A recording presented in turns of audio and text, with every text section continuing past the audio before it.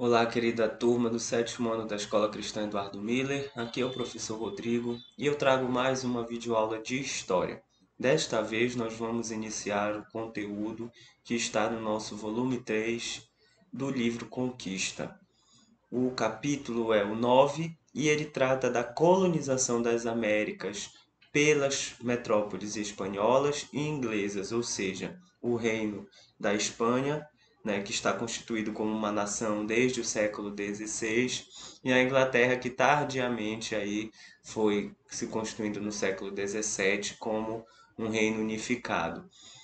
Para isso, a gente vai continuar lembrando das aulas anteriores, né, dando seguimento ao raciocínio que viemos construindo nas aulas anteriores. Nós vimos as grandes navegações, nós vimos os motivos para a expansão marítima dos europeus rumo a novas terras, nós vimos que eles no início, a estratégia era encontrar novas rotas comerciais, acabaram encontrando novos territórios e isso abriu mais possibilidades. Dentro da economia mercantilista, que é aquela da balança favorável de exportações e cada vez menos importações, é necessário se encontrar matérias-primas para poder satisfazer esse mercado de compra e venda. Então, tudo isso é o contexto que está por trás dessas grandes navegações que vão culminar no contato com povos que habitam o continente que foi chamado de América. Então, recentemente vimos os povos que estavam habitando a América antes do contato com Cristóvão Colombo, e assim eles são chamados pelos europeus de povos pré-colombianos, ou seja, que existiam antes desse contato de Cristóvão Colombo com o Novo Mundo, com o continente da América, e os povos originários da Amazônia e do Brasil, que foi a nossa última aula. Então, depois de entendermos os povos que já habitavam esse continente americano, tanto a América do Sul quanto do Norte, nós vamos estudar o processo de colonização pelos europeus. Primeiro, vamos estudar os espanhóis, como fizeram a colonização e a conquista da América, depois os ingleses e, por fim, nós vamos ver os portugueses aqui no território que é o nosso Brasil. Então, abram o livro de vocês na página 2, nós vamos ver esse assunto com bastante calma e tranquilidade, tá bom? Primeiro tópico na página 3 é a colonização espanhola na América. E aí traz esse mapa que vocês podem perceber através desse mapa que está aí no livro de vocês, que a organização das colônias espanholas foi bem diferente da organização da colônia do Brasil. A colônia do Brasil, ela teve apenas dois territórios diferentes e capitanias dentro de um mesmo território. Qual foi o território do Grão-Pará e Maranhão e o território do Brasil. E aí esses dois territórios estavam divididos em capitanias hereditárias. No caso das colônias espanholas, cada uma delas era fragmentada em um pedaço de terra e esses pedaços de terra eles respondiam diretamente a Madrid, tá? Nós vamos ver isso daqui a pouquinho mais à frente. O que nessa página 3 ela está chamando muita atenção é o fato da chegada dos espanhóis em 1492 e do contato com o povo originário que aqui morava. Ficaram conhecidos como índios porque Cristóvão Colombo acreditava ter chegado às Índias Orientais, que era o destino dele, encontrar uma rota comercial que ligasse a Europa e as Índias Orientais através do oceano. Como não foi o caso, na realidade ele se encontrou com um novo território, um novo continente. Ele chamou os habitantes ali de índios, e mesmo anos depois, tendo reconhecido que ali não eram as Índias Orientais, essa nomenclatura acabou ficando, não é? Ficaram os índios assim conhecidos também. América Latina é o termo que é usado para designar essa porção da América que é originária de colonização de povos latinos. Bem, sabemos que hoje a América do Norte foi colonizada pelos ingleses e hoje a nação que é constituída lá são os Estados Unidos da América, o Canadá, né, e o México. O México, ele está dentro da América Latina, por quê? Porque a colonização dele foi realizada por povos que falam línguas do tronco linguístico latino. Quais são? O latim é a língua mãe, né? E o português, o espanhol e o francês, eles são chamadas línguas latinas também. Eles têm muita proximidade com o latim também, o português e o espanhol principalmente. Então eles estão dentro do tronco latino e por isso que é chamada América Latina, essa porção de terra.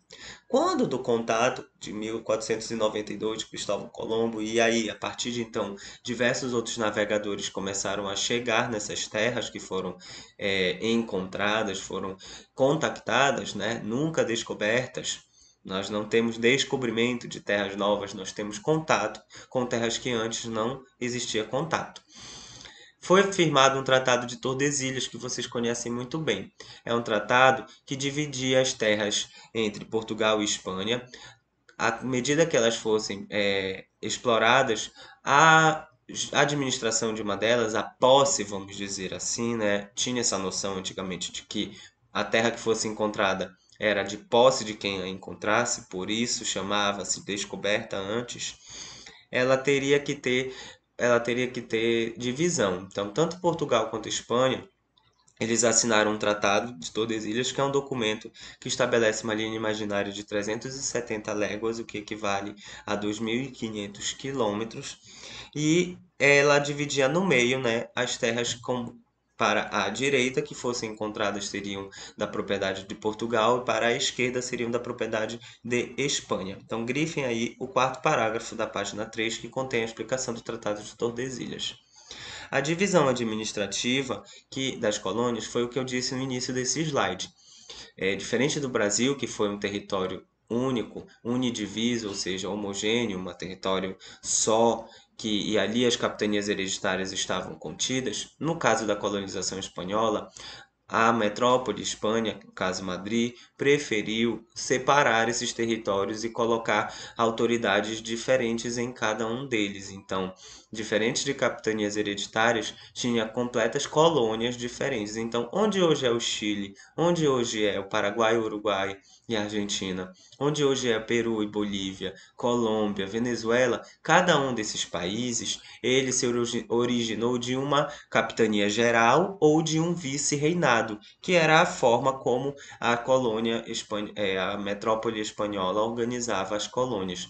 Então, foi mais fácil para essas colônias, no período da independentização, que a gente vai estudar ano que vem, delas se separarem e se tornarem países autônomos, do que para o Brasil, que não se separou. Tá bom? Vamos lá para a página 4, então, para a gente ver a conquista dos astecas e dos incas. Primeiro, antes da gente ver especificamente dos astecas e dos incas, eu vou falar dos aspectos gerais da conquista.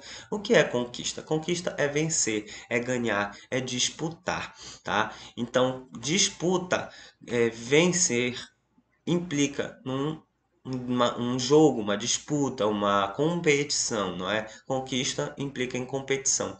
Então, quer dizer que a conquista da América ela foi feita de uma competição, ou seja, uma tomada. Quando os espanhóis aqui chegaram, no início eles foram bem recebidos pelos povos nativos, ou seja, os indígenas que moravam aqui. E no início dessa boa recepção, acreditava-se que poderiam ser estabelecidas algumas alianças, inclusive existia uma idealização desses espanhóis que aqui chegaram. Acreditava-se que eles poderiam ser as encarnações dos deuses que os indígenas nativos aqui, tanto os astecas quanto os incas, acreditavam. Então, houve uma idealização desses espanhóis que chegaram porque eles chegaram com muita tecnologia. Chegaram em caravelas, chegaram com armaduras, cavalos, armas de fogo. Os indígenas que não conheciam ainda essa tecnologia foram levados a idealizar esses europeus, vindo a acreditar que eles pudessem ser a personificação dos deuses que eles acreditavam. Os ameríndios, ou seja, ameríndios é o termo que a gente pode utilizar para os indígenas da América, tá bom? Eles eram numericamente inferiores, ou seja, tinham desculpem, os ameríndios eram numericamente superiores. Quando os europeus chegaram, eles eram numericamente inferiores. Eles eram, aqui na página 5, mostra que os europeus, o exército de Cortés, que foi o exército que conquistou o México, onde os astecas viviam, Ele tinha uma frota de 11 navios, 600 canhões, 16 cavalos, 2 intérpretes e 600 soldados. Então vocês vão grifar esse primeiro parágrafo aí da página 5 que descreve o exército de Cortés. Hernán Cortés foi o conquistador da América. Hernán Cortés veio para a América do Norte, atual México, justamente para conquistar esses territórios. Já veio no século XVI, no ano de 1511, não é? Eles chegaram aqui, esses espanhóis liderados por Hernán Cortés, já vieram com a missão de conquistar. Em 1492, Colombo chegaria na Espanha, no território das ilhas do Caribe, faria o reconhecimento do território, estabeleceria alguns contatos, começaria a trocar informações com a Europa.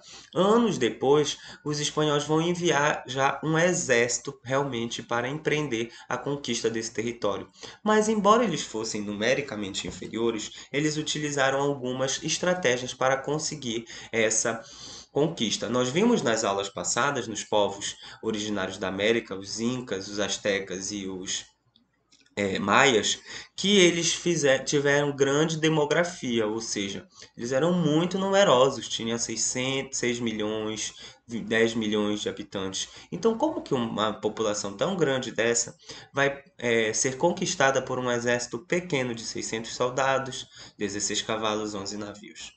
Nós vamos ver as estratégias dos espanhóis contra os ameríndios. Uma delas foi estimular os conflitos internos. Nós vimos que a organização da sociedade dos astecas, por exemplo, era de dominar povos que eram menores. Então, o Império Azteca ele subjugava outros povos. Isso gerava, claro, rixas, gerava raivas, gerava conflitos, porque um povo que é dominado não tem necessidade de estabelecer vínculos amistosos com o seu dominador. Então, quando os europeus, os espanhóis, o exército de Hernán Cortés chegar aqui, vai perceber que existem muitos reinos, muitos povos que não estão interessados em se manter sob o domínio do Império Azteca. Então, ele vai estimular os conflitos internos, vai estimular as pequenas lideranças desses povos a se separarem e a se juntarem ao exército espanhol para conquistar o Império Azteca. Um outro fator foi a transmissão de doenças. Os espanhóis chegaram com todas as doenças que existiam na Europa e eles contaminaram os indígenas que não tinham conhecimentos dessas doenças. Gripes que existiam na Europa não existiam aqui. Outras doenças, como a varíola, como a rubéola, elas chegaram com os espanhóis, né? Elas vieram viajando. A peste negra não existia na América, não é? Então eles vieram viajando com os navios que aqui chegavam, né, na América, e elas contaminavam esse povo que não era imune a essas doenças. Nós estamos vivendo um período de pandemia do coronavírus. Nós vimos como que um vírus que originou-se em China espalhou-se para o mundo todo. Então imaginem como os espanhóis chegaram na América trazendo suas doenças e contaminaram também os indígenas que não conheciam essa doença. Apesar dos espanhóis já serem imunes à gripe, isso não impede. É como na pandemia do coronavírus. Apesar de pessoas que já tiveram a doença, elas não deixam de transmitir se elas pegarem em algum local que está contaminado, se elas compartilharem objetos que estão contaminados, elas podem não pegar de novo, porque elas já pegaram, mas elas podem continuar transmitindo. Outra estratégia foi a destruição dos modos de produção coletiva. Nós vimos que os incas faziam o terraceamento, né, que era aquele aproveitamento das terras das encostas da montanha para fazer agricultura, desenvolver plantio de alimentos. Já os astecas faziam irrigações. Então, os espanhóis tiveram a estratégia de destruir essas fazendas de produção, esses modos de produção, e começaram a enfraquecer, matar os indígenas de fome. A conquista da América ela foi muito sangrenta, gente. Existiu muita batalha, muito sangue envolvido, muita guerra. Os espanhóis tecnologicamente eram superiores, eles tinham armas de fogo e canhões, enquanto que os indígenas tinham arcos e flechas, lanças, escudos e armaduras mais rudimentares. A conquista dos astecas ela foi começada pela região do Caribe e no início do século XVI, né? E depois Hernán Cortés foi para o Oceano Pacífico 2 anos depois, até chegar à região do Rio da Prata, onde é hoje Uruguai, Argentina, um pedacinho do Paraguai e um pedacinho do Chile, até que eles foram para o atual México, tá bom? Então, gente, os astecas, eles habitavam uma área muito grande do México e a conquista dos astecas foi feita por Hernán Cortés, está retratada nessas duas imagens aqui que estou trazendo para vocês. A gente vê a superioridade bélica, apesar dos espanhóis serem maiores em números, eles não tinham tanta tecnologia, não desenvolveram a tecnologia da arma de fogo que existia já na Europa.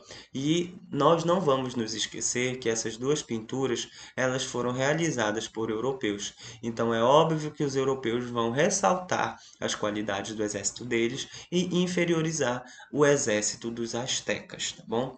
Já no caso da conquista dos incas, ela aconteceu da seguinte forma. Na página 6 está bem descrito. O território dos Incas começou a ser conquistado onde hoje é o país do Peru. Durou 2 anos essa conquista. O conquistador que vocês veem aí é o Francisco Pizarro, tá bom? A gente vê que o Francisco Pizarro, nas aulas de estudos amazônicos do ano passado, ele explorou o rio Amazonas. Então foi ele o responsável por empreender a conquista dos territórios que antes eram ocupados e dominados pelos povos incas.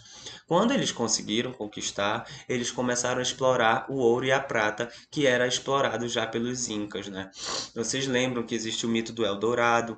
Quando os espanhóis chegaram aqui, eles procuraram saber onde estava o ouro, onde se escondia o ouro, etc. Então, quando eles conquistaram os incas, eles puderam explorar ouro e prata que antes era explorado pelos incas.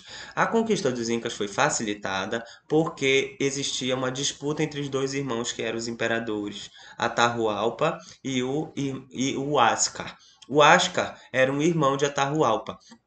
Ele acabou fugindo, não é? Atahualpa era o governador. Então, com 180 homens, o Francisco Pizarro ele conseguiu vencer um exército de milhões de incas. Como? Ele se utilizou das disputas internas, assim como o Hernán Cortés se utilizou das disputas internas entre os povos dominados pelos astecas e também por essa disputa de poder entre os irmãos Huáscar e Atahualpa. Os espanhóis ludibriaram o irmão Huáscar para que ele traísse Atahualpa. Então houve traição entre os dois irmãos e acabou que nenhum dos dois ficou com poder. O Huáscar teve que fugir e Pizarro conseguiu conquistar, fundando a cidade de Lima no ano de 1535, onde é a atual capital do Peru.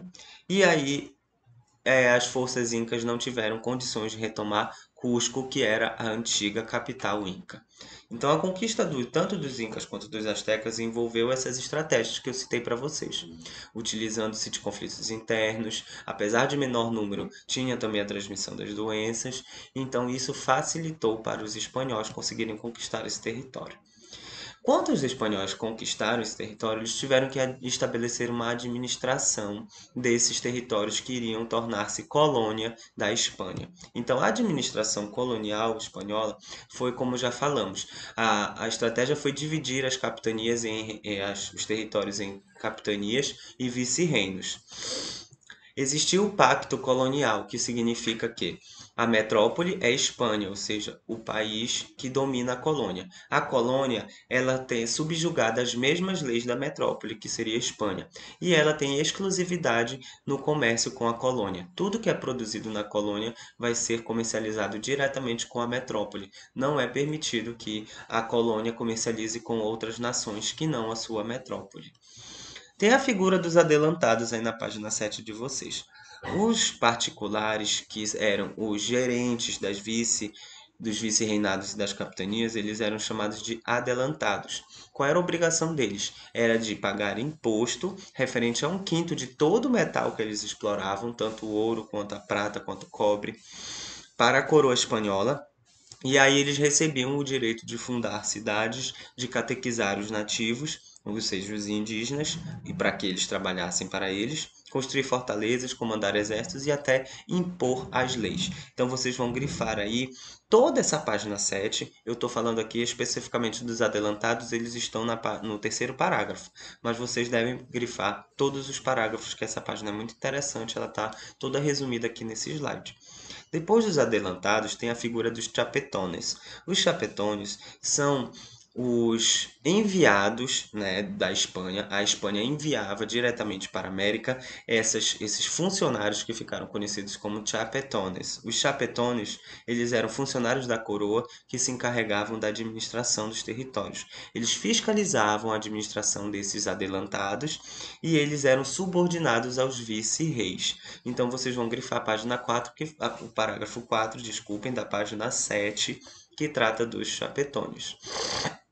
Lá na página 8, tem a criação do Conselho das Índias. O Conselho das Índias é um órgão administrativo que tratava de todas as colônias espanholas, tá? Ele era responsável por elaborar as leis, aplicar a justiça e designar quais funcionários públicos seriam enviados para a América. E todos os outros órgãos, inclusive os chapetones e os adelantados, estavam subordinados ao Conselho das Índias, que foi criado no ano de 1524. Os cabildos eram as instituições, eram os prédios, né, que funcionavam como o centro administrativo ali daquele território que era controlado pela colônia espanhola. Então, as maiores autoridades, no terceiro parágrafo da página 8ª, fala dos cabildos. Então vamos ler. As maiores autoridades governamentais das colônias eram os vice-reis e os capitães gerais. Nas cidades, os órgãos responsáveis pelas funções judiciais e administrativa eram os cabildos, que funcionavam como câmaras municipais controladas pelas elites locais. Gente, os cabildos era como se fosse a Câmara dos Vereadores em cada cidade. Reunia ali as elites locais, as pessoas que eram responsáveis por produzir naquela colônia, e ali eles ocupavam cargos. Quem ocupavam os cargos? Eram os crioulos, não é? Vou tirar aqui essa aqui. Eram os crioulos. Vocês vão grifar aí o parágrafo 3 da página 8, o parágrafo 1º da página 8. No parágrafo 3, tem aqui os crioulos, que são os filhos de espanhóis nascidos na América. Nós vamos falar deles logo logo, tá bom? Para finalizar, a Casa de Contratos uma instituição, um órgão administrativo que regulamentava a frequência com que os navios iam partir da América e para qual porto eles iriam.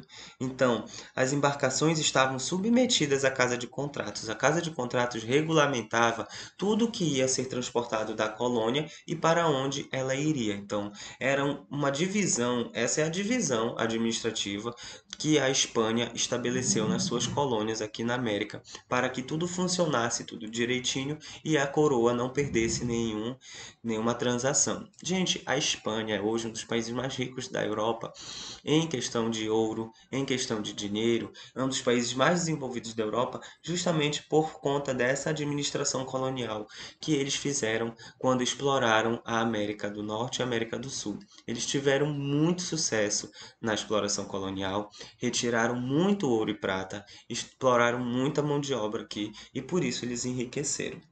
Vamos passar para a página 9, onde a gente vai entender como que esse trabalho enriqueceu essa metrópole espanhola, tá? Os indígenas que aqui já residiam antes da chegada dos europeus, eles já estavam acostumados com o sistema de pagamento de tributos para o Estado, ou seja, o governante do Império Azteca ou do Império Inca, ele obrigava os povos que ele subjugava a pagamento de tributos, seja eles na forma de alimentação ou de trabalho. Então, quando os espanhóis chegaram aqui, eles já se apropriaram dessa forma que regimentava o trabalho nas colônias, que já regimentava o trabalho nos territórios americanos. Então, quando eles chegam, os espanhóis, e conquistam, eles estabelecem essa mesma lógica de trabalho, só que em vez do pagamento de tributos para a autoridade asteca ou inca, esse pagamento de tributos ia ser para a coroa espanhola. Então, dois sistemas já eram conhecidos aqui na América entre os indígenas americanos: a encomienda e a mita, tá? Eu vou explicar direitinho para vocês. A encomenda é a troca de alimentos e a força de trabalho, ou seja, podia-se trocar alimentos e força de trabalho por proteção e catequese. Então, os administradores da colônia, eles ofereciam a proteção aos indígenas e a catequese para que eles se tornassem homens livres, mas subjugados, súditos agora da coroa espanhola. Em troca, os indígenas teriam que produzir alimentos ou doar sua força de trabalho em alguma obra, alguma construção, algum trabalho que fosse necessário ali pelo administrador daquela colônia. O outro regime de trabalho era a mita. A mita era um trabalho sob demanda, ou seja, era como se fosse uma empreitada, um contrato. Quando se quer construir uma casa, faz-se um contrato com os trabalhadores, define-se o prazo que vai ser entregue e o pagamento quando eles vão receber. É um trabalho sob demanda. Aquele pedreiro ele não vai ficar contratado durante todo o tempo. É diferente de um professor, que ele está contratado durante o ano todo para trabalhar durante o ano todo, né? Então, a mita, ela é um trabalho sob demanda em obras públicas e nas minas. Os administradores da colônia arregimentavam esses indígenas que iam trabalhar sob esse regime da mita e ele remunerava esses indígenas. Agora, era obrigatório que eles trabalhassem. Eles não podiam dizer não para o trabalho. Então, eles eram convocados para o trabalho em obras públicas e na mineração, recebiam por esse trabalho, mas eram obrigados a trabalhar, sob pena de morte. Tá? Então, esses dois regimes estão muito presentes na divisão do trabalho aqui nas colônias. Os maus tratos eram muito comuns porque eram trabalhos obrigados, principalmente a mita. Na encomenda, os indígenas não eram obrigados a trabalhar, mas, entre aspas, eles ficavam obrigados porque, em troca de proteção e catequese, eles tinham que se submeter à coroa espanhola. Então, a escravidão africana também foi explorada aqui nas colônias espanholas, principalmente no Caribe. Então, onde os espanhóis não podiam explorar a mão de obra indígena, eles exploravam a mão de obra dos escravizados africanos, tá bom? A página 9 é muito interessante para a gente entender o trabalho nas colônias espanholas. Dei uma lida com bastante calma e a gente vai passar aqui para a página 11, 10 e 11, que é onde tem a Sociedade Colonial Espanhola. E eu trouxe para vocês aqui um gráfico para a gente entender essa sociedade.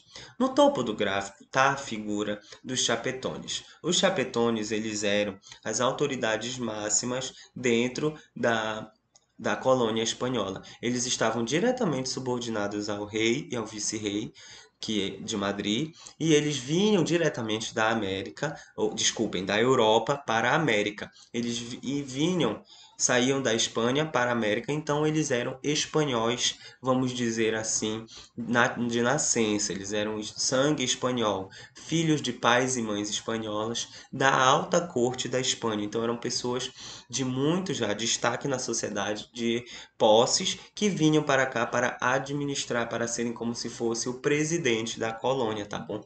Mas a colônia ainda é do rei. O Chapetone é só o maior administrador. E por ele ser espanhol, ele gozava de prestígio, por isso ele vai estar acima aqui no gráfico. Logo abaixo dos chapetones vinham os crioulos. Os crioulos eram a elite local. Essa elite local, ela era formada por espanhóis que nasciam na colônia, ou seja, famílias dos primeiros espanhóis que chegaram para colonizar a América, eles tinham filhos, e esses filhos que eram espanhóis, mas que nasciam na colônia, eles eram chamados de crioulos. Então, na página 11 tem aí uma foto de uma família de crioulos.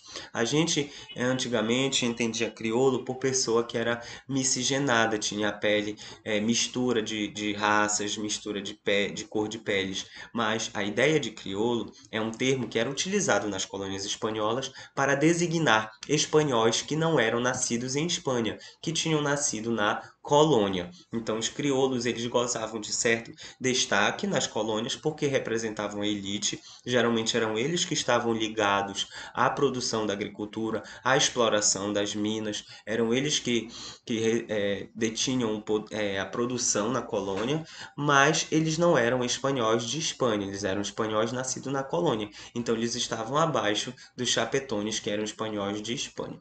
Logo abaixo dos crioulos vêm os mestiços. Os mestiços já eram os filhos de crioulos com indígenas ou com africanos escravizados, né? Eram filhos de espanhóis e indígenas. Então, esses mestiços, sim, eles eram aquela ideia de miscigenação, de mistura de raças, tanto raças não, desculpem, de mistura de cor, de etnias, de cor de pele, porque os indígenas tinham diversas etnias e os espanhóis vinham da Europa, né, caracterizados pela pele branca, pelo cabelo claro, etc. Então, os filhos de espanhóis com indígenas eram conhecidos como mestiços. Esses mestiços, eles poderiam ter alguma projeção social. Eles poderiam ser pequenos comerciantes, artesãos ou prestadores de serviços aos crioulos e aos chapetones. Então, grifem aí o terceiro parágrafo da página 11, que fala dos mestiços também. Então, então os mestiços eles não eram os mais, digamos, que estavam abaixo dessa hierarquia na sociedade colonial espanhola. Eles estavam abaixo dos crioulos e dos chapetones, mas eles ainda estavam acima dos escravizados que vinham de África e dos indígenas. Os indígenas e os escravizados, eles sim, eram quem sustentava essa sociedade colonial e eles ficavam à margem, ou seja, eles ficavam muito abaixo. Eles ficavam abaixo até dos mestiços, que eram filhos de espanhóis. Então, no topo eu tenho os chapetones, que são os administradores espanhóis, abaixo os crioulos, que são os espanhóis nascidos na colônia, abaixo dos crioulos eu tenho os mestiços, que são os filhos de espanhóis, que com indígenas, poderiam ser eles filhos crioulos ou filhos espanhóis vindos de Espanha, mas só por terem a miscigenação com os indígenas, eles estavam abaixo dos crioulos, tá? Mas ainda assim eles estavam acima dos africanos escravizados e dos indígenas, que eram quem realmente tinha a necessidade de carregar essa sociedade. Eram eles que trabalhavam nos trabalhos mais pesados, eles eram excluídos de qualquer possibilidade de direitos, de qualquer condição humana, eles estavam juridicamente, não eram cidadãos espanhóis, eles eram ou remunerados ou não remunerados, ou às vezes até escravizados, tá bom? Então vocês vão grifar aí toda a página 11 e vão relembrar desse gráfico, tá? Na página 12 tem uma informação. A Igreja Católica é um componente responsável aqui da sociedade colonial espanhola, porque ela teve todo um papel fundamental de controlar. Vocês lembram que durante o feudalismo a função da Igreja Católica é controlar a mentalidade das pessoas? Pois bem, a sociedade colonial espanhola estava sujeita também ao controle mental da Igreja Católica. A Igreja Católica foi o braço direito da colonização da coroa espanhola na colonização das colônias. Então eles convertiam os indígenas, eles ensinavam espanhol às crianças e eles impuseram a moral cristã que organizava toda essa sociedade e impedia que essa sociedade, que os indígenas, os escravizados e os mestiços, por exemplo, se rebelassem contra os crioulos, né? Então, gente, assim ficou o assunto da sociedade colonial espanhola, da colonização das colônias espanholas. A gente vai passar rapidamente agora para a colonização inglesa, porque no material do oitavo ano a gente tem um aprofundamento que a gente entende através do processo de independência. Mas a colonização inglesa na América está aqui na página 13 de vocês, então é preciso que a gente entenda. Por que que a Inglaterra não demorou a entrar nessa expansão marítima? Por conta das duas guerras que ela sofreu. A Guerra dos 100 Anos e a Guerra das Duas Rosas foram duas guerras internas que fizeram o processo de unificação desse território em torno de uma colônia demorar muito, tá bom? Como eles já chegaram atrasados nessa expansão marítima, eles tiveram que se dedicar à pirataria. Enquanto que Portugal e Espanha já tinham se estabelecido, já tinham seus territórios, já tinham sido unificados sobre um mesmo rei, o absolutismo, né, já existia, já era o absoluto, o monarca absoluto, eles puderam estabelecer exploração nos territórios. Quando os ingleses se unificaram e tiveram seu monarca, unificaram o seu território, eles já chegaram na América com os territórios já conquistados. Então eles se dedicaram muito à pirataria. O que é a pirataria? São os bandidos do mar. Os navios que saíam das colônias espanholas e da colônia portuguesa, cheios de riquezas, eram assaltados no oceano pelos piratas ingleses. E aí eles assaltavam e saqueavam tudo que eles tinham, estavam transportando. Então a Inglaterra se beneficiou tanto da pirataria que a pirataria era até uma legalidade, ou seja, um navio inglês que conquistasse um navio espanhol ou português no oceano não era considerado um crime pela coroa inglesa. Depois, mais tarde, no século XVI e XVII, houve a ocupação de 13 colônias na América do Norte. Eram colônias do litoral que não estavam sendo ocupadas ainda pelos espanhóis, e essas 13 colônias elas estão aqui na página 14 de vocês. No outro slide eu vou mostrar para vocês quais são essas 13 colônias, a gente vai entender melhor como elas se diferenciam. Então essas colônias eram no litoral, foram o território onde os ingleses se estabeleceram para ocupar e explorar esse território. Por que eles foram muito? Por conta do século XVI e XVII está acontecendo a revolta protestante em Europa. Nós vimos no assunto anterior da reforma protestante que o rei Henrique VIII criou a sua própria igreja na Inglaterra, a Igreja Anglicana, e assim passou a perseguir os cristãos, tanto eles católicos quanto protestantes. Então, para a América, vieram muitos colonos ingleses em busca de liberdade religiosa, porque eles estavam sendo perseguidos lá em Inglaterra e vinham para cá procurando liberdade religiosa, poder professar a sua fé sem serem mortos. Então, isso vai motivar a ocupação das 13 colônias. E aqui nas 13 colônias, uma característica é a servidão por contrato, ou seja, muitos homens que não tinham trabalho lá na Inglaterra, pois estava ali começando a política de cercamentos, vinham para cá, para a América e vendiam, assinavam um contrato com as pessoas que tinham fazendas aqui, os ingleses que tinham fazendas na América, e eles vendiam a sua força de trabalho em troca de comida, de proteção. Muito parecido com a servidão lá do feudalismo, mas a servidão não era entre suzerano e vassalo nas 13 colônias da América. As colônias inglesas da América praticavam a servidão por contrato, ou seja, tinha um tempo que esse servo iria trabalhar numa propriedade em troca de comida e moradia, mas era por um tempo, tá bom? Isso vai. E a grande característica da colonização da Inglaterra na América é a ocupação. Como os ingleses vinham, a maioria deles, né, principalmente nas colônias do norte, eles vieram para fugir da liberdade religiosa, eles queriam construir a colônia como seu novo lar. É muito diferente, gente, da lógica da colonização das colônias espanholas e das colônias portuguesas. Por quê?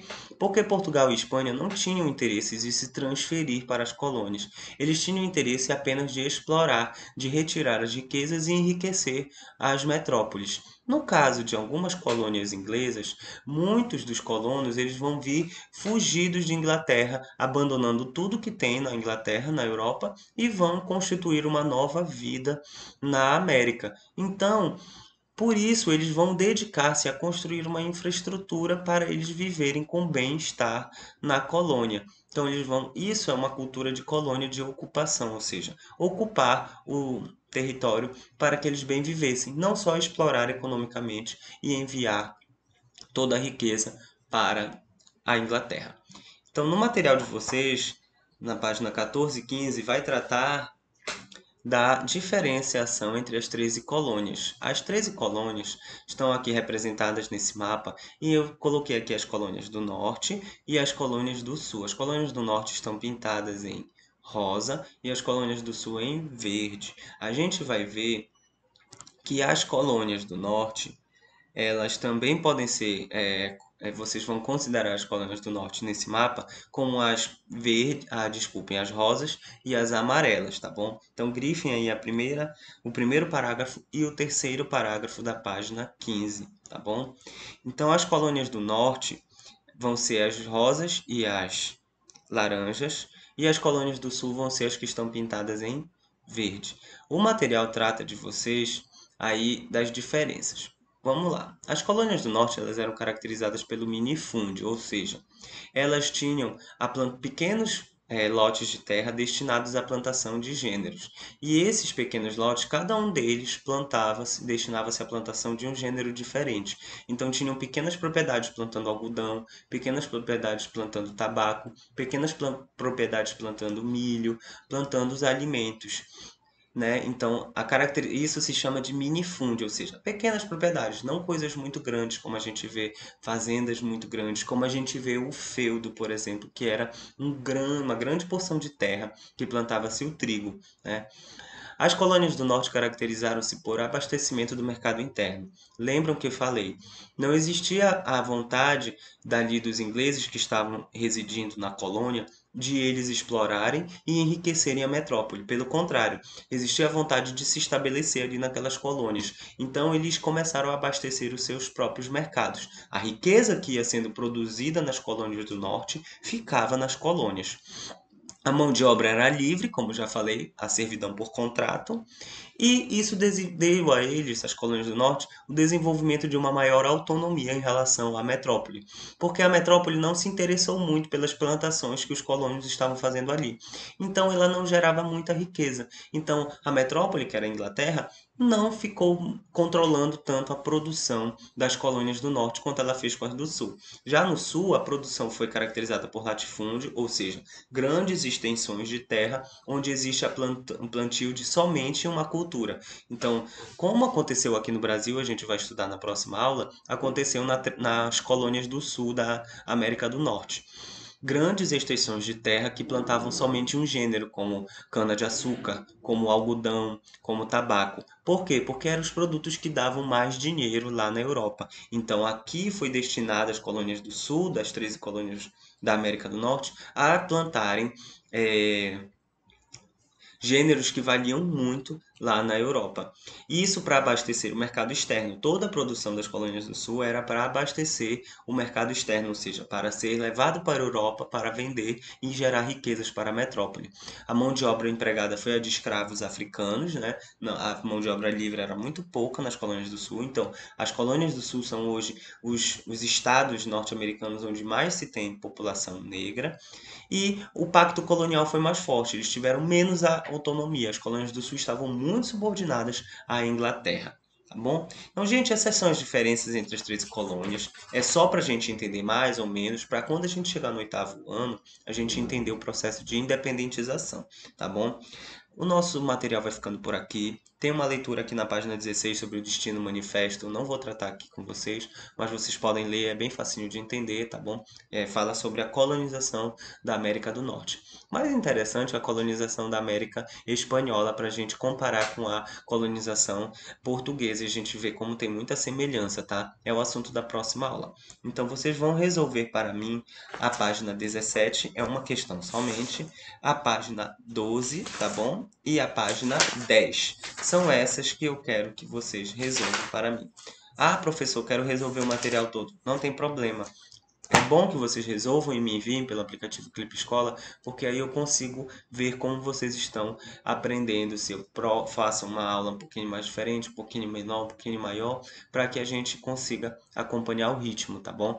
Sei que deve estar sendo diferente para vocês, mas necessário. Então, desejo que fiquem com saúde, que estejam bem em casa, estejam protegidos, aguardando o nosso retorno presencial. Eu vou ficando por aqui, desejando que vocês fiquem com Deus. Até a próxima. Tchau, tchau.